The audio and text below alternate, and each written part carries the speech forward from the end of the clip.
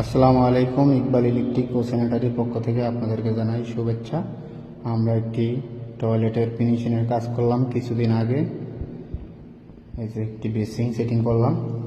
বেসিংটা হলো রোসা কোম্পানির। এই যে দেখেন,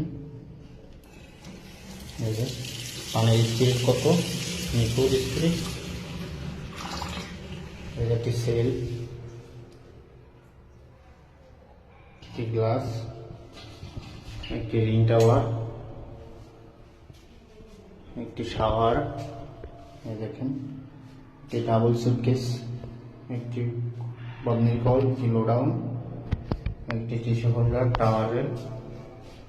আমাদের সম্পূর্ণ কাজটা কেমন হয়েছে অবশ্যই আপনারা কমেন্টে বলে যাবেন। ওকে, ভালো থাকবেন। আল্লাহ হাফেজ।